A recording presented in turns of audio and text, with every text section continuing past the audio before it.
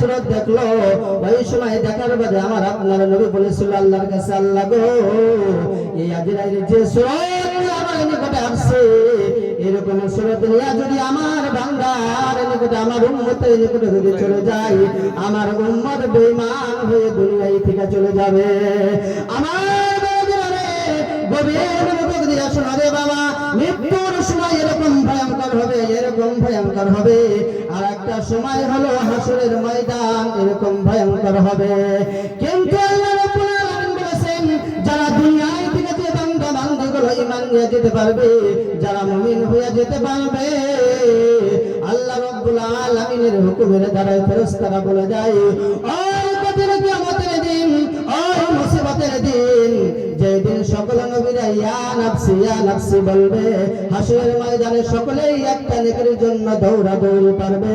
কিন্তু যারা মুমিন হয়ে যাবে বাবা, ওই হাসরের ময়দানে আল্লাহ রাব্বুল আলামিন তাদেরকে আরশের নিচে ছায়া দিবে। পান্না সুবহানাল্লাহ। কেউ খারাপ পাইতেছেন আপনারা?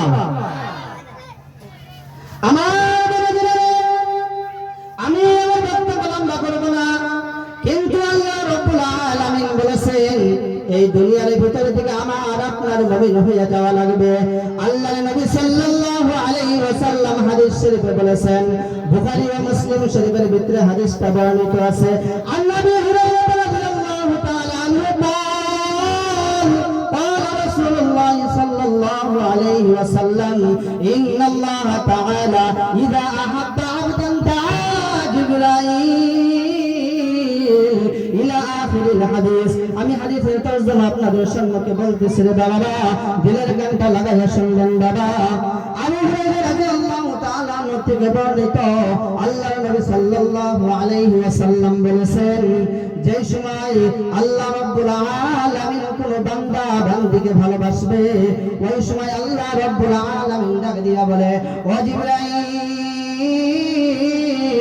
শোনো গো, শোনো গো জিবরাইল শোনো, আমি জমিনের ভিতরে আমি আমার কোন বান্দা বান্দীকে ভালোবাসি, ও জিবরাইল তুমিও তাকে ভালোবাসিও।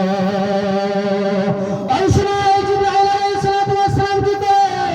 জিবরাইল আলাইহিস সালাতু ওয়াস সালাম এই সময় সঙ্গে সঙ্গে ডাক দিয়া ওই জমিনের মুমিন বান্দা বান্দীকে বলে, আজ থেকে তোমরা আমার বন্ধু হয়ে গেল। কান্না সুবহানাল্লাহ।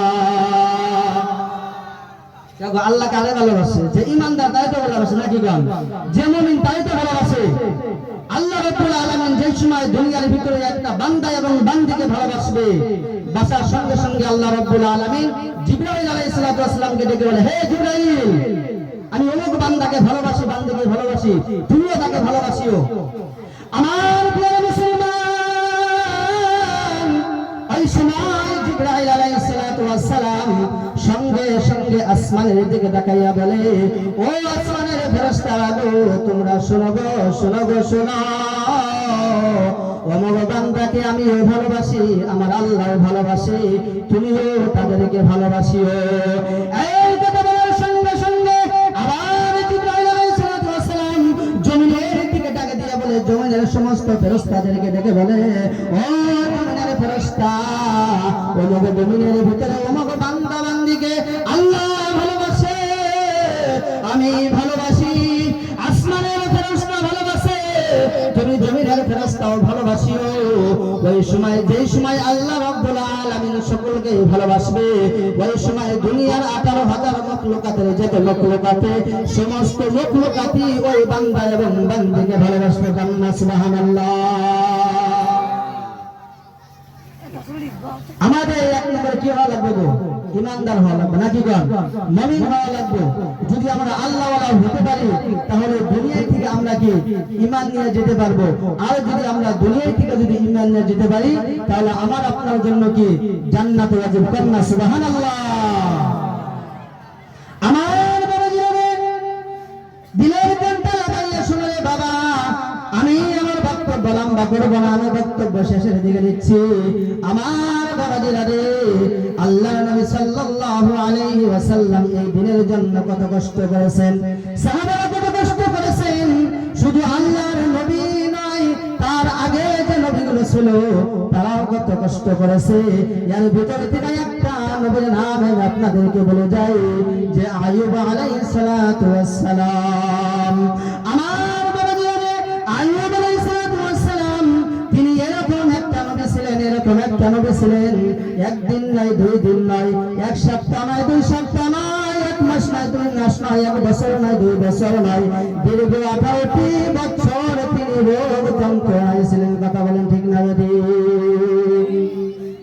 আইয়ুব আলাইহিস সালাম 18 বছর বেমার ছিলেন না নাই? কিন্তু আইয়ুব আলাইহিস সালাম তিনার বেমারের কারণে তিনার অঞ্চলের সমস্ত মানুষ তাকে বাড়ি থেকে তাড়াইয়া দিল যে হাই তুমি যাও, তুমি যাও, তোমার শরীরে কিরাই ধরেছে, তোমার শরীরে পোকাই বাসা দিয়েছে, তোমাদেরকে আমার অঞ্চলে থাকতে দেওয়া যাবে না, আমার অঞ্চলে তুমি থাকতে পারবা না। কিন্তু বাবাজিরা রে, এরকম ওই অবস্থায় কিন্তু আইয়ুব আলাইহিস সালামের আরো 3টা বিবি ছিল, কিন্তু 3 বিবি তালাক নিয়ে চলে গেল। কিন্তু আইয়ুব আলাইহিস সালামের সাথে বিবি রহিমা তার সাথে জঙ্গলে চলে আসছে। আমার বাবারে শোনো রে, দিলের কানটা লাগাইয়া শোনো গো, তোমার মতো মা ছিল মা রহিমা।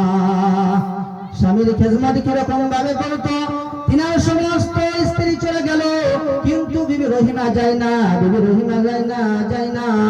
তার স্বামীর সাথে কি করলো, জঙ্গলে এসে গেল। জঙ্গলে এসে কি খাইবে, খাওয়ার কোনো ব্যবস্থা নাই, খাওয়ার কোনো সিস্টেম নাই। ওই সময় তার স্বামীকে জঙ্গলের ভিতরে শুয়াইয়া বিবি রহিমা মানুষের বাড়িতে যাইয়া হাত বাড়াইয়া স্বামীর জন্য ভিক্ষা করে স্বামীকে খাওয়াইছে। আমার মা বোনেরা গো, গভীর মনোযোগ শোনো গো মা, তারা কতটুকু স্বামীকে ভালোবাসতো। কিন্তু আমরাও তো সে রহিমার মতো কত রহিমা আছে, আমরা কত স্বামীকে ভালোবাসি। আমার এরকম করতে করতে আইয়ুব আলাইহিস সালামের দীর্ঘ 18 বছর পার হয়ে গেল। যেই সময় আইয়ুব আলাইহিস সালামের 18 বছর পার হয়ে গেল, হয়ে যাওয়ার পরে আইয়ুব আলাইহিস সালাম আল্লাহর কাছে একটা দোয়া করেছেন, রব্বি আন্নী মাসানিয়াজ যুররু ওয়া আনতা আরহামুর রাহিমিন। এই দোয়া করার সঙ্গে সঙ্গে 18 বছর পার হয়ে যাওয়ার সাথে সাথে আল্লাহ রাব্বুল আলামিন আইয়ুব আলাইহিস সালামের রূহ মুক্ত করে দিলেন। কন্যা সুবহানাল্লাহ। আমার বাবাজিরে, যেই সময় আইয়ুব আলাইহিস সালামের রূহ মুক্ত হয়ে গেলেন, হয়ে যাওয়ার পরে আইয়ুব আলাইহিস সালাম বিছানায় শুয়ে রয়েছেন, তিনার স্ত্রী আইয়ুব আলাইহিস সালাম এক জায়গায় শুয়ে রয়েছেন। যেই সময় রাত গভীর হয়ে গেল, গভীর হয়ে যাওয়ার পরে আইয়ুব আলাইহিস সালাম চিৎকার বেড়ে উঠছে। তিনার চিৎকারে অঞ্চলের সমস্ত মানুষ তিনার বাড়ির পাশে এসে ঘেরাও দিছে। ওই সময় আইয়ুব আলাইহিস সালামকে জিজ্ঞাসা করা হলো, তুমি কিসের জন্য কান্দো গো, কিসের জন্য কান্দো? ওই সময় আইয়ুব আলাইহিস সালাম বলে, আহারে আমি 18 বছর রোগ যন্ত্রণায় ছিলাম, কিন্তু গভীর রাত্রে আমার আল্লাহ আয়েশা আমাকে জিজ্ঞাসা করতো, আইয়ুব রে তুমি কেমন আছো, তুমি কেমন আছো? কিন্তু আজকে আমি রোগ মুক্ত হয়েছি, আমার কোনো রোগ নাই, কিন্তু আল্লাহ রাব্বুল আলামিন আজকে আমাকে জিজ্ঞাসা করলো না, আইয়ুব তুমি কেমন আছো, সেই জন্য আমি চিৎকার মেরে কান্না করতেছি। বন্না সুবহানাল্লাহ। তারা আল্লাহ যদি তাদেরকে না ডাকে, আল্লাহ যদি তাদের সাথে কথাবার্তা না বলে, তাদেরকে ভিতরে ডর সন্দেহ যায় যে ভাইরা আল্লাহ মনে করে আমাকে ভুল লাগেছে, আল্লাহ মনে হয় কি হয়ে গেছে, আমাকে ভুল লাগেছে।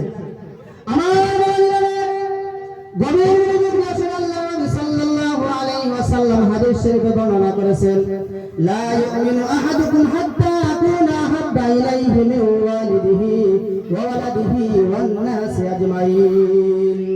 আল্লাহ নবী সাল্লাল্লাহু আলাইহি ওয়াসাল্লাম বুখারী শরীফের হাদিসে বর্ণনা করেছেন, যতক্ষণ পর্যন্ত মানুষ পাক্কা সচ্চা ঈমানদার হতে পারবে না, যতক্ষণ পর্যন্ত নাকি নিজের মা বাবা, নিজের ছেলে মেয়ে, নিজের ধন সম্পত্তির থেকেও বেশি আল্লাহর নবীকে ভালোবাসবে। আমার দিলের কণ্ঠে বলে শোনে বাবা, সাহাবারা আল্লাহর নবীর জন্য ব্যাকুল ব্যাকুল ব্যাকুল। সাহাবীরা আল্লাহর নবীকে কত ভালোবাসতেন রে বাবা। সাহাবীরা নিজের দিলের থেকে, নিজের প্রাণের থেকেও বেশি আল্লাহর নবীকে ভালোবাসতেন। একদিন মুসা আলাইহিস সালাতু ওয়াস সালাম এরকম একটা মজলিস নিয়ে আল্লাহ রাব্বুল আলামিনের কাছে দোয়া করতেছে যে হে আল্লাহ, আমাদের অঞ্চলে বৃষ্টি দাও।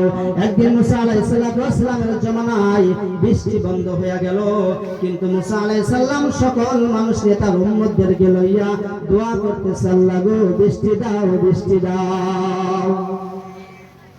সঙ্গে সঙ্গে আল্লাহ রাব্বুল আলামিন মুসা আলাইহিস সালামকে জানাইয়া দিলেন, মুসা রে তুমি শোনো গো, শোনো, তোমার ওই মজলিসের ভিতরে তোমার অঞ্চলে বৃষ্টি হবে না, তোমার ওই মজলিসের ভিতরে জিনাখোর আছে। যতক্ষণ পর্যন্ত তোমার মজলিস থেকে জিনাখোরকে না হারাইয়া দিবা, ততক্ষণ পর্যন্ত তোমার অঞ্চলে বৃষ্টি দেওয়া হবে না। কি আছে গো? জিনাখোর।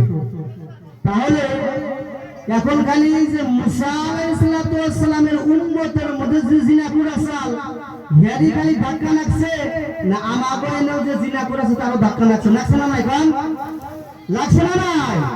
লাগছে। কিন্তু সেই লোকটা ওইখানে বসে ভাবতেছে, যদি আমি এইখানে বসে বসে যদি কান্না করি, কিন্তু লোকে আমাকে চিনা ফেলবে যে এই লোকটাই তো জিনা করছে। যদি আমি এইখান থেকে যদি উঠা দাঁড়াই, লোকে আমাকে চিনে ফেলবে এই তো জিনা করেছে। আমি যদি এইখান থেকে না যাই, তাহলে তো বৃষ্টি হবে না। সমস্যা পাঠাবো তিনটা সমস্যা। যে যদি এইখানে আমি কি করি, যদি কান দিই, যদি চোখটা পানি বেড়ায়, সে তো মানুষ ভাববে এটি জিনা করছে, ধরা পড়ে গেল। যদি ওইটা খায় তাও মানুষ চিনবো যে জিনা করছে, ধরা পড়ে গেল। যদি ওইখান থেকে না যায় তাহলে বৃষ্টি নামবো। কিন্তু ওই লোকটা কি বললেন, ওই জায়গায় বৈশা দিলে দিলে কান্না করতেছে, দিলে দিলে কান্না করতেছে, কান্না করতে করতে আর তওবা করতেছে। আল্লাহ রাব্বুল আলামিন তার তওবাটা কবুল করে নিল। নেওয়ার সঙ্গে সঙ্গে ওই অঞ্চলের ভিতরে বৃষ্টি দেওয়া শুরু হয়ে গেল। কান্না সুবহানাল্লাহ। কিন্তু মুসা আলাইহিস সালাম তো আল্লাহর সাথে এমনি ঠাটামি করতে বলো, কত না নাই কোন যে মুসা আলাইহিস সালাম আল্লাহর সাথে এমনি ঠাটামি করত। কিন্তু মুসা আলাইহিস সালাম আল্লাহকে বলতেছে, আল্লাহ গো তুমি তো বলেছো যতক্ষণ পর্যন্ত জিনা করে থাকতো ততক্ষণ পর্যন্ত তুমি বৃষ্টি দিবা না। কিন্তু কেন তুমি বৃষ্টি দিলাম, কেন তুমি বৃষ্টি দিলাম? ওই সময় আল্লাহ রাব্বুল আলামিন বলে, মুসা রে শোনো রে শোনো, আমি তো তোমার উম্মতে গুনাহ করে, কারণ আমি তো তোমাকে জানাইয়া দিছি।